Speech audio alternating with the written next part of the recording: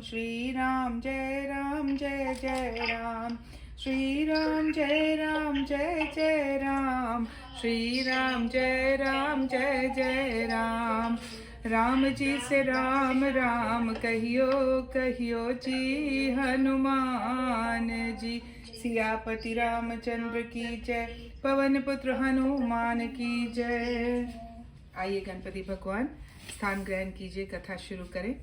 आइए हनुमान जी स्थान ग्रहण कीजिए, कथा शुरू करें।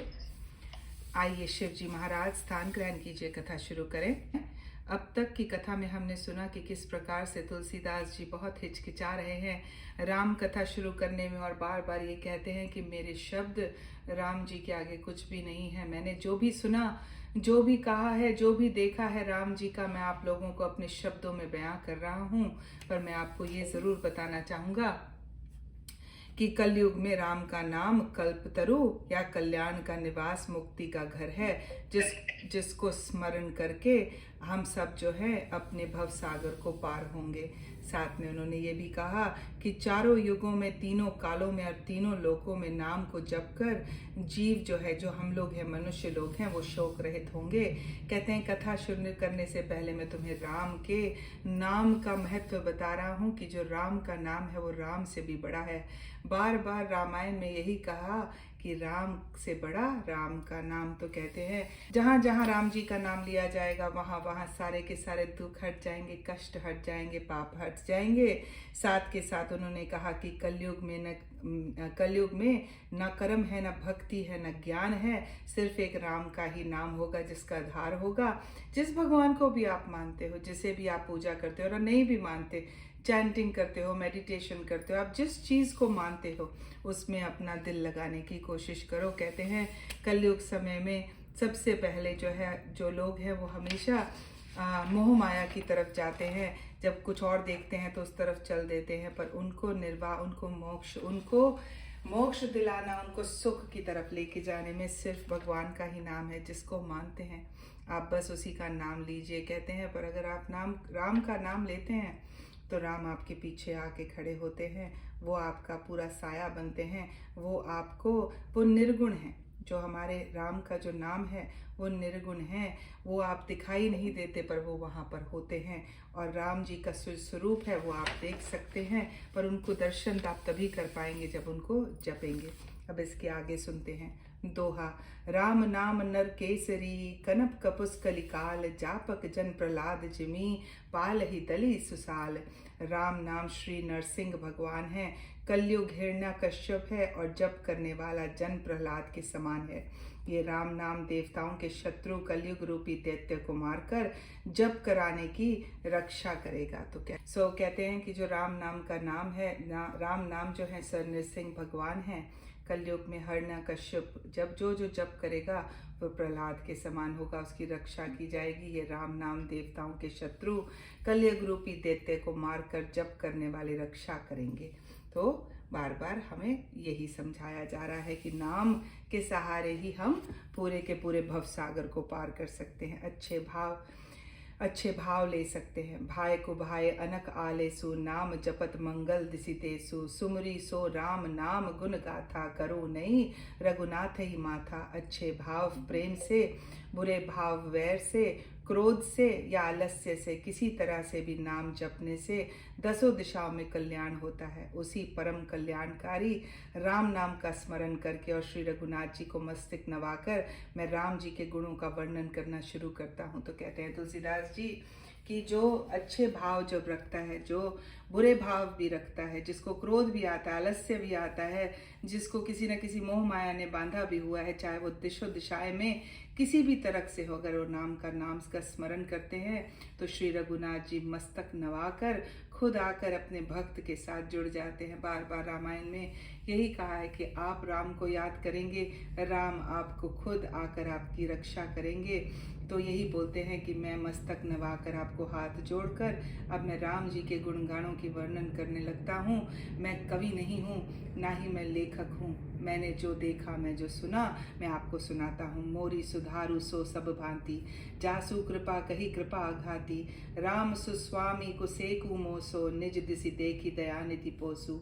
वे श्री रामचंद्र जी जी मेरी बिगड़ी सब तरह से सुधार लेंगे, जिनको कृपा करने से नहीं अघाती। राम से उत्तम स्वामी और मुझे सरीखा बुरा सेवक, इतने पर भी उन दीन दयाल अपनी ओर देखकर मेरा पालन किया करते हैं। तो कहते हैं हमारे तुलसीदास जी कि मैंने राम जी का नाम जब से पकड़ा है मेरी बिगड़ी सुधर गई है। जैसे ही मैंने उनके दर्शन किए थे, वाल्मीकि जी से जो सुना, वो सबसे मेरे ऊपर कृपा का पूरा उनका हाथ मेरे सर पर है। राम से उत्तम स्वामी कोई नहीं है और मेरे जैसा बुरा सेवक नहीं, पर फिर भी उन्होंने मुझे बड़े प्यार से अपने पास बिठाया, मेरी रक्षा की और मुझे सुखों में रख के मुझे मोक्ष भी प्रदान किया। इतने पर भी दयानिधि अपनी ओर देखकर मेरा पालन किया करते हैं। मैं तो इतना बुरा हूँ, मैं तो इतना छोटा इंसान हूँ, तुलसीदास जी कहते हैं, पर दयानिधि इतने कृपालु हैं कि उन्होंने हमेशा हाथ रखा। लोक वेद सुसादित रीति, बिने सुनत पहचानत प्रीति, गनी गरीब ग्राम नर नागर, पंडित मूढ़ मलीन उजागर। लोक और वेद में भी अच्छे स्वामी की यही रीति प्रसिद्ध है कि वह विनय सुनते ही प्रेम को पहचान लेते हैं। अमीर गरीब गवार नगरवासियां, पंडित मूर्ख बदनाम यशस्वी। तो कहते हैं कि लोक और वेद, जितने भी हमारे वेद लिखे, जैसे हम रामायण पढ़ रहे हैं, गुरु ग्रंथ साहब जी पढ़ते हैं, कभी विष्णु पुराण पढ़ते हैं, कभी कुरान पढ़ते हैं, जो भी हम पढ़ते हैं उसमें सिर्फ एक चीज़ लिखी है कि स्वामी की जो ये रीति है कि जब भी जो भगवान होंगे, जब आपके दिल में सच्ची में प्यार होगा तो आपको पहचान ही लेंगे। ऐसा हो ही नहीं सकता कि आप प्यार से बुलाएं और आपके भगवान आपके पास ना आए, ना चाहे वो अमीर हो, गरीब हो, गवार हो, नगरवासी हो, पंडित हो, मूर्ख हो, कोई बदनाम इंसान हो या कोई बहुत ही यशस्वी यानी कि बहुत ही ऊंचा इंसान क्यों ना हो, जब आप प्यार से अपने भगवान को बुलाएंगे तो वो आएंगे ही आएंगे। सुख भी कुक भी निजमति अनुहारी, नृप ही सरावत सब नर नारी, साधु सुजान सुशील नृपाला, इंस अंश भव परम कृपाला। सुखवी कुकवी सभी नर नारी अपनी अपनी बुद्धि के अनुसार राजा की सराहना करते हैं, और साधु बुद्धिमान सुशील ईश्वर के अंश से उत्पन्न कृपालु राजा। तो कहते हैं कि जितने लोग हैं, चाहे वो कवि है, चाहे वो कवि नहीं है, चाहे वो नर है, नारी है, बुद्धि के अनुसार सब अपने अपने राजाओं की सराहना करते हैं अगर राजा उनके साथ अच्छा है। और साधु बुद्धिमान सुशील ईश्वर के अंश से उत्पन्न कृपालु राजा है। तो कहते हैं हम लोग अपने राजा का तो हमेशा साथ देते ही हैं तक, क्योंकि राजा हमारा साथ देता है अगर अच्छा है तो। पर जो साधु हैं, जो बुद्धिमान लोग हैं, सुशील हैं, ईश्वर है, ईश्वर के अंश से उत्पन्न जो है वो कृपालु राजा खुद ही हैं। तो अगर आप कहते हैं अगर आप भगवान को मानते हैं तो क्या करते हैं, पंडित को बुलाते हैं, उससे पूजा कराते हैं, मेडिटेशन करते हैं, चांटिंग करते हैं, जो आपको कुछ बता सकता है, सुना सकता है भगवान के बारे में, उससे जाकर सुनते हैं। तो वो यही बता रहे हैं बड़े प्यार से कि जब आप कोई साधु बुद्धिमान सुशील इंसान को अपने आसपास भी देखते हो, आप कई बार ज़रूरी नहीं है कि आपको पंडित के पास ही जाना पड़ता है। बहुत समझदार लोग होते हैं जिनके पास जाके आप अपनी प्रॉब्लम रख देते हो और कहते हो मुझे कुछ सिखाओ। वो क्यों होते हैं? क्योंकि उनका शील स्वभाव कहीं ना कहीं किसी न किसी भगवान के साथ जुड़ा हुआ है। सुनी सन माही सभी सुबानी, भनति भगति नति गति पहचानी, ये प्राकृत महिपाल सुभाई, जान सिरोमणि कौशल राव। सबकी सुनकर और उनकी वाणी भक्ति विनय और चाल को पहचान कर सुंदर वाणी से सबको यथायोग सम्मान करते हैं। ये स्वभाव तो संसारी राजाओं का है। कौशलनाथ श्री रामचंद्र जी तो चतुर शिरोमणि हैं। तो कहते हैं कि जो अच्छे राजा होते हैं, जितने भी राजा होते हैं, वो सबकी वाणी को सुनते हैं, भक्ति को स्वीकार करते हैं, विनय को स्वीकार करते हैं, जो उनकी विनतियां होती हैं उनकी बात। और अगर कोई चालाक इंसान होता है उसकी चाल को पहचान कर उसको या तो समझाने की कोशिश करते हैं या फिर दूसरे की भलाई के लिए उसको रोकने की कोशिश करते हैं। कहते ये संस्कारी राजाओं का कहना है, पर हमारे राम जी राजा नहीं है, वो तो चतुर शिरोमणि हैं। उनके पास जो है एक छलक में एक छल भी है, उनके पास मणि भी है, उनके पास मोक्ष भी है, उनके पास प्यार भी है, उनके पास सब कुछ है आपको देने के लिए। तो वो तो राजा से ऊपर है। सिर्फ मनुष्य का जीवन लेकर इसलिए पैदा हुए थे ताकि सबका सुधार कर सके। रीचत राम स्नेह निसोता, को जग मंद मलिन मति सोते। तो श्री रामचंद्र जी तो विशुद्ध प्रेम से ही रीझते हैं, पर जगत में मुझसे बढ़कर मूर्ख और मलिन बुद्धि और कौन होगा। तो कहते हैं तुलसीदास जी कि राम जी तो सिर्फ अपने आपके प्यार से ही आपके पास आ जाते हैं, आपको और कुछ करने की कोई ज़रूरत ही नहीं। अगर आपने उनको प्यार से बुलाया तो वो आएंगे ही आएंगे। और मैं तो इतना मूर्ख हूँ, मैं उनको प्यार देने की कोशिश करता हूँ, पर साथ साथ मैं ये भी कहता हूँ कि पता नहीं वो मेरे को सुनेंगे या नहीं सुनेंगे, मैं उन पर संदेह भी करता हूँ। दोहा। सठ सेवक की प्रीति रुचिर रखी राम कृपालु, उपल किए जल जान जेही सचिव सुमति कपि भालू। तदापि कृपालु श्री रामचंद्र जी मुझ दुष्ट सेवक की प्रीति और रुचि को अवश्य रखेंगे, जिन्होंने पत्थरों को जहाज और बंदर भालुओं को बुद्धिमान मंत्री बना लिया। तो क्या बात है, तुलसीदास जी कहते हैं कि जो हमारे राम जी हैं, चाहे मैं जैसा भी बोलूं, जो भी बोलूं, मुझे पता है कि मेरी प्रीति, मेरे प्यार को ज़रूर स्वीकार करेंगे। और आप भी अगर राम जी को प्यार करते हैं, उनका नाम लेते हैं, तो वो अवश्य है आपके पास आएंगे, आपकी प्रीति को ज़रूर स्वीकारेंगे, क्योंकि वो तो वो हैं जिन्होंने पत्थरों को जहाज बना दिया, यानी कि पत्थरों से पुल बनाया, और बंदर और भालू की मंत्रियों की सेना बनाकर जाकर हमारे राम जी ने अपनी सीता को छुड़ा लिया। हो कहावत सब कहत राम सहत उपहास, साहिब सीता नाथ सो सेवक तुलसीदास। सब लोग मुझे श्री राम जी का सेवक कहते हैं, और मैं भी बिना लज्जा संकोच के कहलाता हूँ, कहने वालों का विरोध नहीं करता। कृपालु श्री राम जी इस निंदा को सहते हैं कि श्री सीतानाथ जी जैसे स्वामी का तुलसीदास सा सेवक है। तो कहते हैं कि हम, मुझे तो सारे, तुलसीदास जी कहते हैं मुझे सब लोग श्री राम जी का सेवक कहते हैं, और मैं भी मना नहीं करता। मेरे लिए तो भाग्य की बात है कि मुझे वो सेवक कहला रहे हैं। पर राम जी जो है इस निंदा को सहते हैं, खुद बोल रहे हैं, राम जी नहीं कह रहे, वो खुद कहते हैं तुलसीदास जी, मुझे लगता है राम जी को ये निंदा सहनी पड़ रही है। जो सीता के नाथ हैं, जो सीता के पति हैं, उनका स्वामी इतना तुच्छ तुलसीदास कैसे हो सकता है? वो तो किसी को भी अपना स्वामी सेवक रख सकते हैं, मुझे ये सेवा मिली है। तो अपने आप को वो बहुत ही छोटा उनकी नज़रों में समझते हैं तुलसीदास जी। बार बार यही कहते हैं कि मुझे उनकी चरणों में जगह मिल जाए। अति बड़ी मोरी ढिठाई खोरी, सुनी अग नर कहु नाक सकोरी। सुमजी सहम मोरी अपडर अपने, सो सुधी राम कीन नहीं सपने। ये मेरी बहुत बड़ी ढिठाई और दोष है, मेरे पाप को सुनकर नरक ने भी नाक सिकोड़ ली है। अर्थात नरक में भी मेरे लिए ठोर नहीं है, समझकर मुझे अपने ही कल्पित डर से डर हो रहा है। किंतु भगवान श्री रामचंद्र जी ने स्वप्न में भी इस पर, मेरी इस ढिठाई और दोष पर ध्यान नहीं दिया। तो कहते हैं तुलसीदास जी कि मैं तो अपनी ही ढिठाई, अपने आप का सोचता हूँ, कितना छोटा सा इंसान मैं राम जी को अपना राम जी का सेवक कहलाता हूँ। मैं, लोग जो हैं इधर उधर देख के सोचते होंगे कितना बड़ा पापी है, अपने आप को बोल रहे हैं, वो अपने आप से ही अपने आप को छोटा दिखा रहे हैं। राम जी ने तो उनको हमेशा प्यार किया है। तो कहते हैं कि मैं तो सोच रहा हूँ इसको लोग पापी समझते होंगे कि मैं कहीं नरक में तो नहीं जाऊंगा, मैं बिना मतलब के अपना नाम उनके साथ जोड़ता रहता हूँ, ये समझकर मुझे ये कल्पित डर से डर होता रहता है। मगर मेरे राम सपने में भी मेरे को कोई दोष नहीं देते। उनको पता है कि मेरा प्यार उनके लिए बहुत ही सुंदर है, वो उसको ध्यान नहीं देते। पर मैं बार बार यही सोचता हूँ, कहाँ मैं छोटा सा इंसान और कहाँ मेरे राम।